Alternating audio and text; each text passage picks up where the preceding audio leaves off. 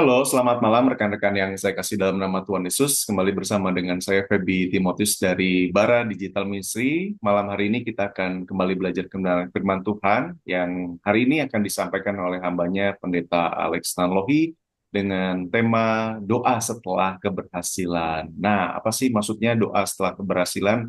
Apakah kita berdoa syukur atau yang lainnya ya? Dan mengapa ini penting dalam kehidupan iman kita? Dan ya karena itu pantengin dari awal hingga akhirnya. Sebelumnya kita akan bersama-sama berdoa.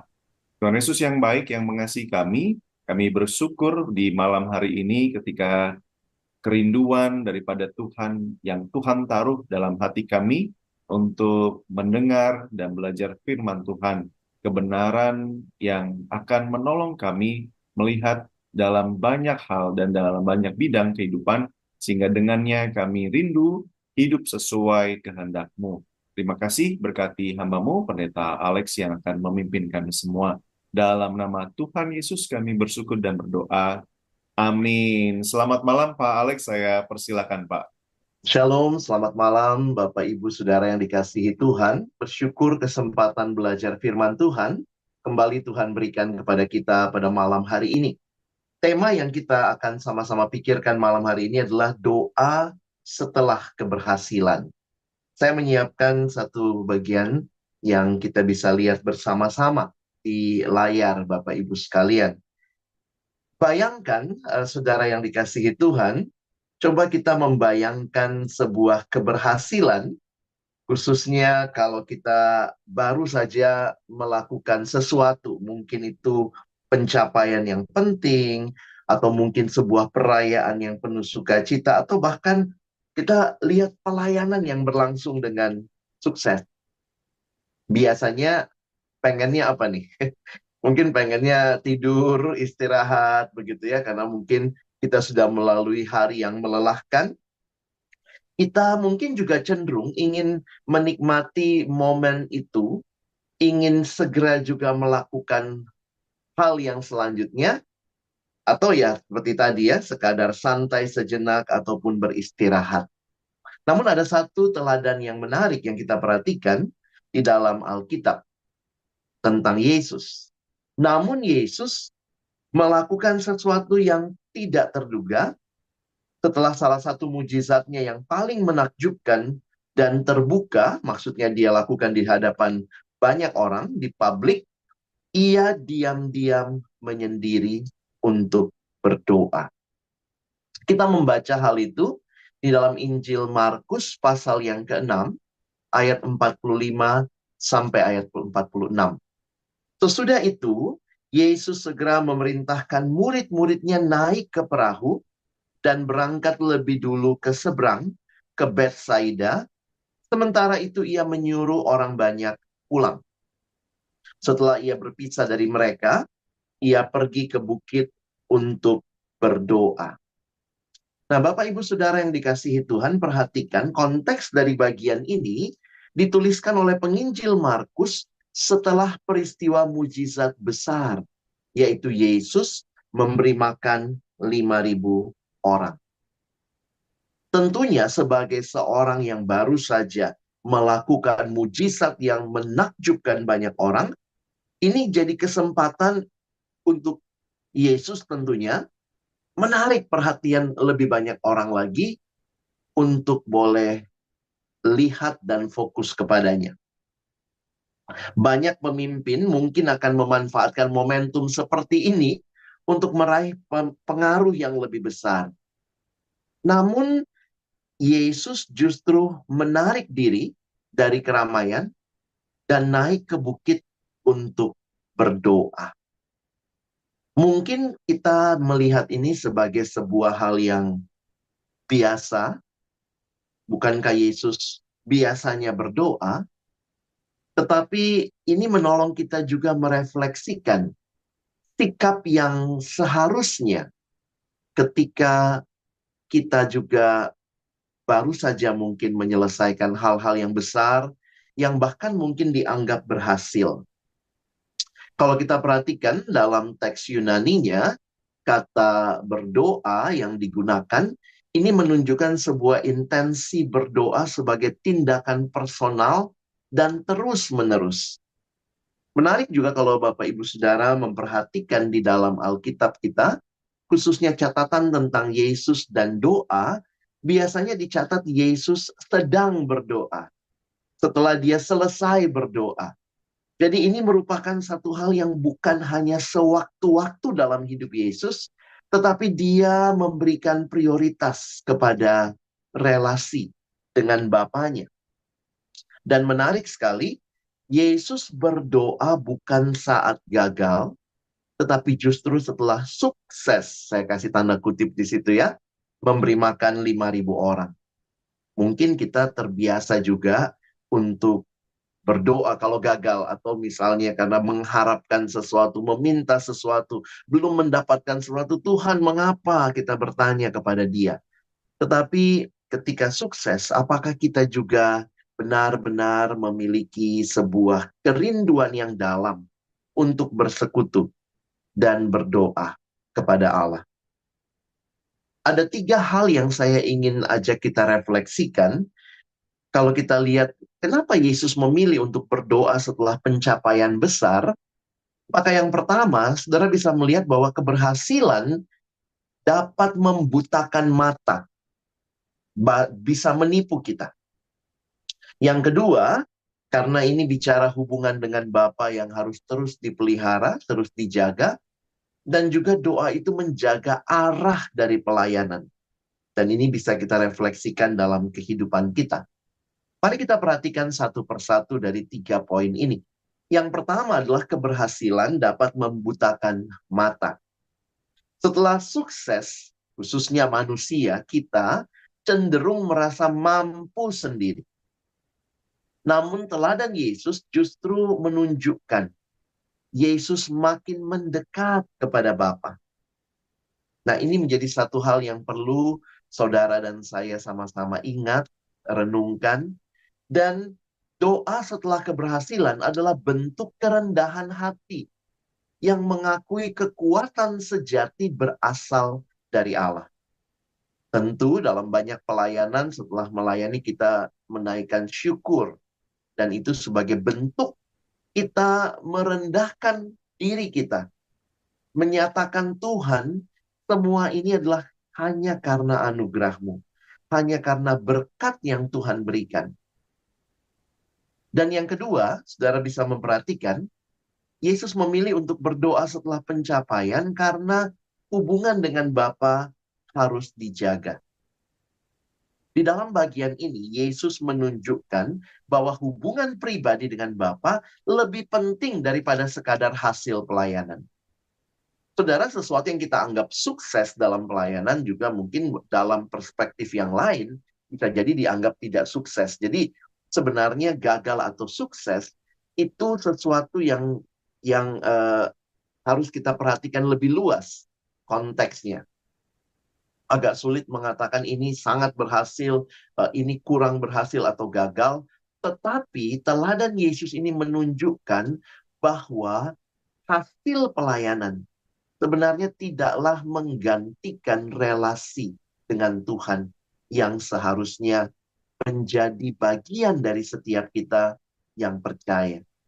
Hubungan dengan Bapa itu sesuatu yang penting. Karena tanpa hubungan dengan Allah, pelayanan bisa menjadi sebuah aktivitas kosong.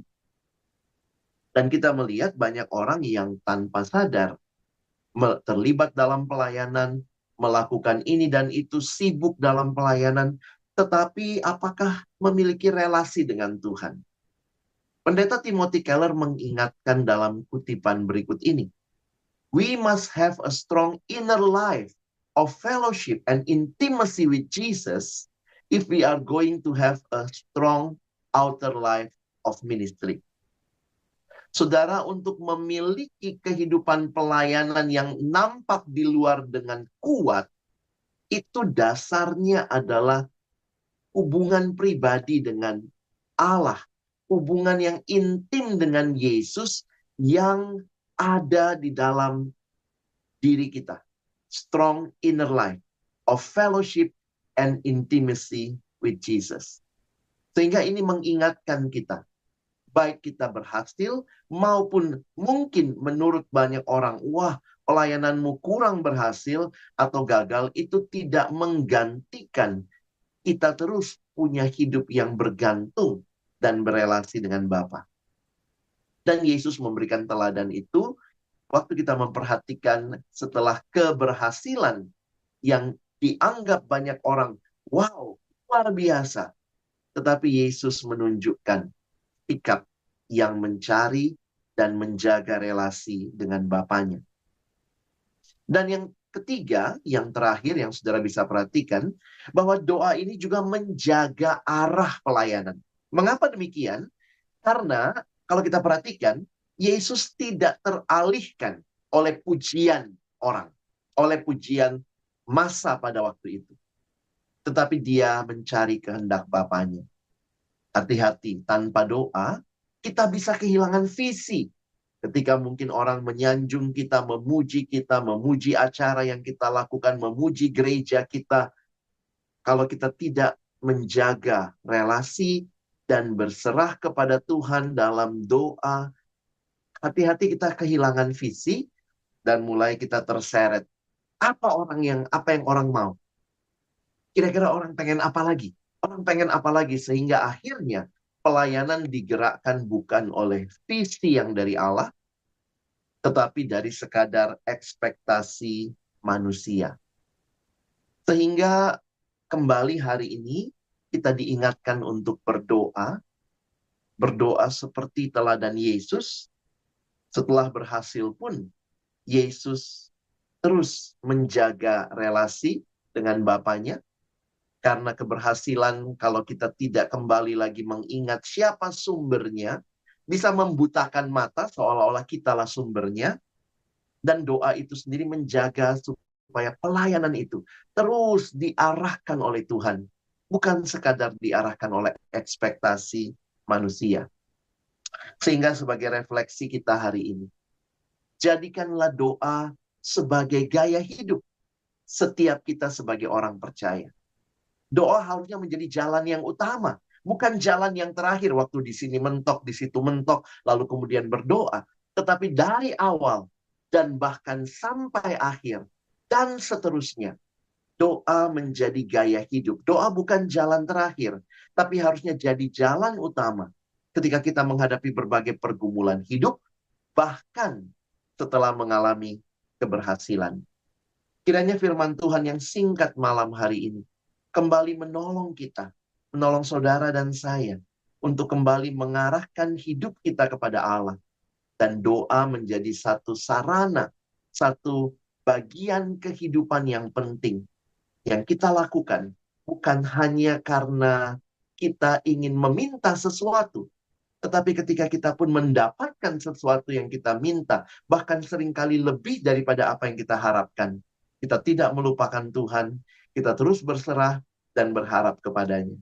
Kiranya Tuhan menolong kita, bukan hanya jadi pendengar firman yang setia, tapi boleh jadi pelaku firman-Nya. Amin.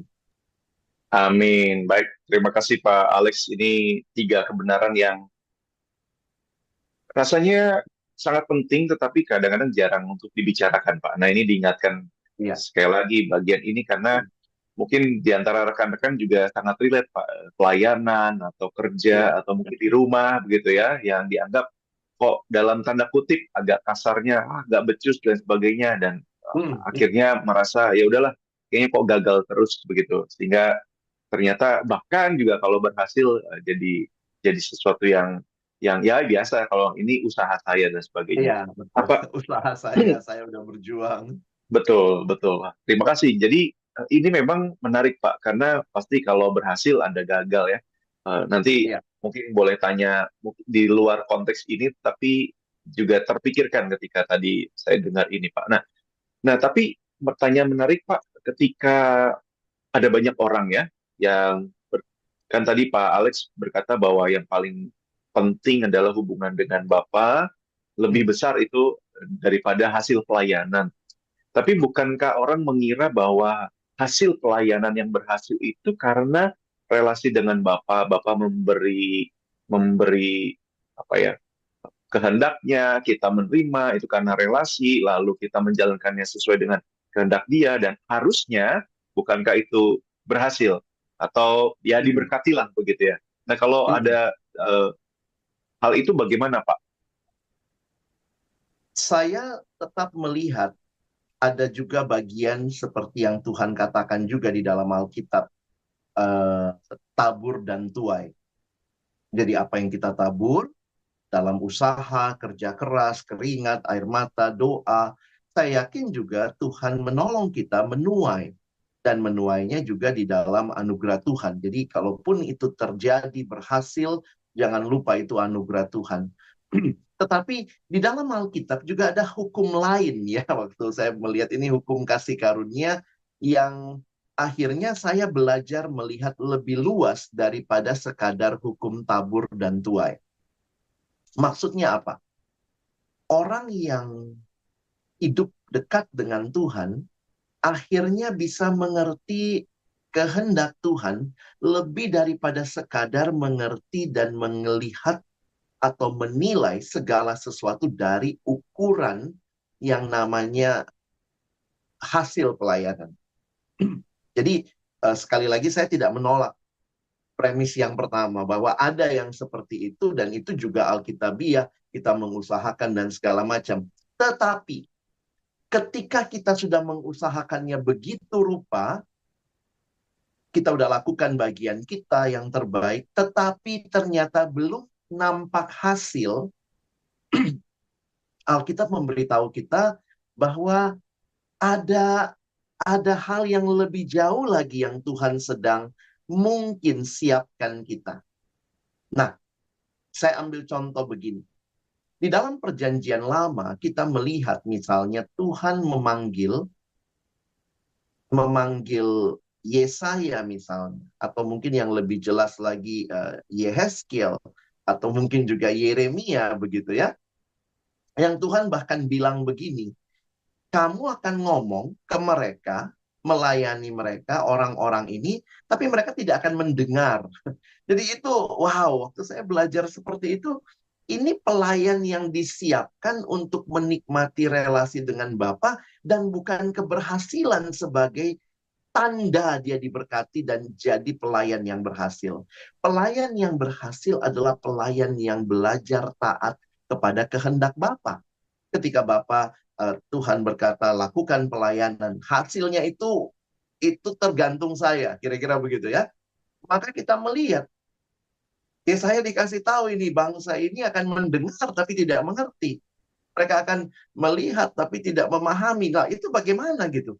Jadi kayak Tuhan bilang, pokoknya bagianmu melayani. Yeremia bahkan jadi alat peraga hidup begitu ya. Bagaimana umat yang tidak akan dengar-dengaran kepada Tuhan. Jadi apa keberhasilannya nabi-nabi ini? Keberhasilannya bukan hasil yang dilihat, banyak yang bertobat, mereka bisa bangun gedung yang besar, tapi ketaatan kepada Allah itu jauh lebih mendasar, relasi dengan Allah jauh lebih mendasar, sehingga kalau Tuhan kasih hasil, berkat, puji Tuhan. Tapi ada kadang-kala Tuhan tidak kasih hasil seperti yang kita harapkan. Tetapi apakah kita pelayan yang berhasil? Tentu itu kita dengan Tuhan dan itu bicara relasi. Di dalam perjanjian baru ada kata yang menarik waktu Paulus bilang begini di 2 Korintus. Pelayanan kami tidak sia-sia. Di Tesalonika gitu ya, dia juga bilang seperti itu begitu ya. Kedatangan kami tidak sia-sia. Saya lagi mikir, tidak sia-sia. Wong di situ dia diusir kok dari Tesalonika. Jadi Paulus tidak melihat keberhasilan pelayanan sebagai buahnya saja, walaupun mungkin buahnya itu nanti. Tetapi yang dia lihat adalah Tuhan suruh dia ke sana, ya dia ke sana. Dan itu sudah dia lakukan begitu. Nah, jadi ini gambaran-gambaran yang Alkitab memberikan kita sebenarnya kalau kita baca lebih luas, tidak selamanya hidup itu cuma tabur tuai. Tapi ada hukum lain yang saya pakai itu istilah hukum kasih karunia yang melampaui tabur tuai dan itulah yang kita perhatikan di dalam perjanjian baru dan perjanjian lama juga ada bagian itu dan contoh sejarah yang nyata. misalnya penginjilan yang dilakukan, pelayanan misi yang dilakukan Adoniram Judson ketika dia melayani di Myanmar, di Birma sekarang, Birma waktu itu ya, sekarang Myanmar, dia melayani sekian tahun tidak ada yang bertobat. Tapi dia terus melayani, dia menerjemahkan Alkitab dalam bahasa suku di sana. Katanya setelah dia selesai pelayanan pun hanya satu orang yang bertobat, dibaptis. Tapi apakah kesuksesannya karena dia lihat hasil pelayanan? Tuhan nampaknya tidak mengizinkan dia melihat semua hasil pelayanannya, tapi kita bisa percaya dan melihat sekarang bahwa Tuhan berkarya melampaui keberhasilan hasil yang kita lihat dan harapkan. Jadi saya berpikir hati-hati, kita cuma punya satu cara pandang melihat hidup. Kalau saya udah lakukan ini, harusnya Tuhan begini dong, begitu ya. Tapi Tuhan bisa mengerjakan bahkan lebih. Dan jauh lebih penting adalah bagaimana akhirnya relasi kita sebagai umat Tuhan dengan Tuhan ketimbang sekadar hasil pelayanan. Mungkin itu Pak yang saya bisa jelaskan. Wow, terima kasih Pak untuk jawabannya ini. Semakin menguatkan ya kita semua sebagai orang Kristen, sebagai pelayan Tuhan dalam segala aspek bidang pelayanan. Nah Pak, kalau ini begini Pak, misalnya kan tadi Pak Alex juga sampaikan bicara tentang jangan sampai kita kehilangan visi dari Tuhan, Ya, lalu digantikan dengan ekspektasi orang atau apa orang, ya maunya orang ini apa begitu ya. Nah kalau demikian Pak, bagaimana kita itu pelayanan yang ini kadang-kadang juga terbersit gitu ya, didorong dengan ekspektasi manusia, misalnya dalam konteks supaya gini Pak, supaya kita tuh tetap berpikir bahwa kita melakukan sebuah pelayanan, pekerjaan itu memang tidak asal-asalan juga karena ya ini apalagi misalnya dalam konteks gereja ya namanya juga pelayanan gitu ya. Jadi seadanya begitu. ya. Nah, termasuk misalnya bagaimana menanggapi kalau misalnya dalam konteks gereja apakah juga diperlukan dalam konteks tertentu ada KPI atau ada penilaian yang bisa jadi evaluasi bersama demikian Pak. Silahkan kalau kita menggunakan berbagai tools ya, saya katakan tools dari dunia ekonomi, marketing, KPI, kita menggunakan tools dari human resource, silahkan kita menggunakan semua itu untuk menolong pelayanan bisa lebih maju, tetapi ada hal-hal yang kita harus sadari bahwa tools terbatas tidak bisa menilai seluruhnya.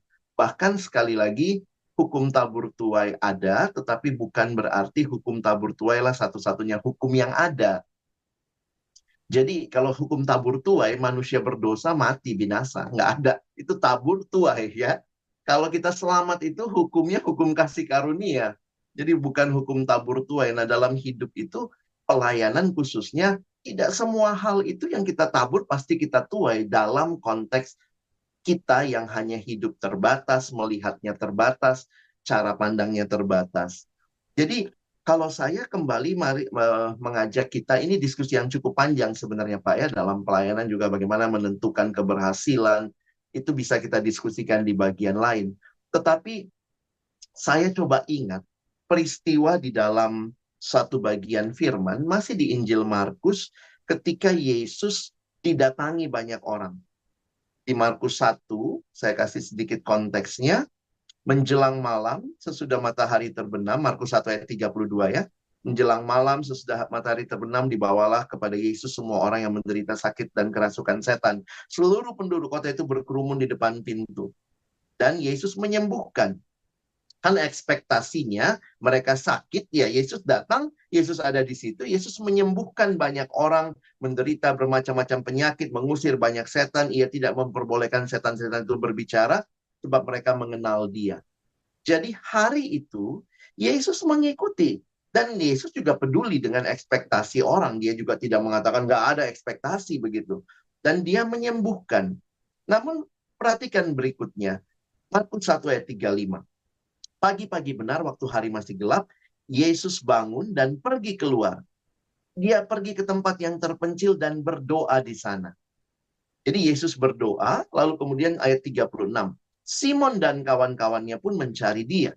Ketika mereka menemukannya, mereka berkata kepadanya, semua orang mencari engkau. Berarti memang malam itu tidak semua orang disembuhkan. Besoknya datang lagi gitu ya. Bahkan waktu mereka datang, Yesus lebih pagi sudah datang, sudah pergi untuk berdoa begitu ya. Makanya murid-muridnya bilang, ini nih, semua orang mencari engkau. Nah, perhatikan ayat 38. Jawabnya, marilah kita pergi ke tempat lain. Loh, kenapa ke tempat lain? Ke kota-kota sekitar ini. Supaya di sana aku juga memberitakan Injil, karena untuk itu aku telah datang. Dan Alkitab mencatat ayat 39, lalu ia pergi ke seluruh Galilea memberitakan Injil dalam rumah-rumah ibadat mereka dan mengusir setan-setan. Sehingga dari ayat ini saya mempelajari secara singkat begini. Ekspektasi itu ada. Dan Yesus pun melihat, peduli, menjawab ekspektasi itu. Dan kalau kita perhatikan, visi yang Yesus dapatkan dan dia kerjakan adalah memberitakan Injil. Karena untuk itu dia sudah datang. Sehingga kesempatan ketika harus berbenturan antara menyembuhkan atau memberitakan Injil, dicari banyak orang supaya mungkin juga dia dijadikan raja di situ atau tabib agung di situ. Yesus kembali melihat bahwa pemberitaan Injil ini adalah jadi bagian yang penting. Bagaimana aplikasinya buat kita sekarang? Beberapa gereja melakukan ekspektasi atau berusaha menjawab ekspektasi. Anak muda senangnya ibadahnya pakai lampu. Wah, kita beli lampu. Anak muda senangnya pakai LED. Kalau pakai PPT biasa lalu pakai LCD biasa, wah udah nggak zaman gitu ya. Sehingga akhirnya kita tanpa sadar mengikuti ekspektasi-ekspektasi itu, which is not wrong, not totally wrong, tetapi harus ingat untuk apa gereja eksis.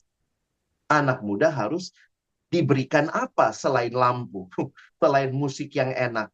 Apakah firman Tuhan menjadi menu utama di dalam ibadah-ibadah kita, sebagaimana Yesus juga menjawab ekspektasi, tapi punya apa yang menjadi fokus.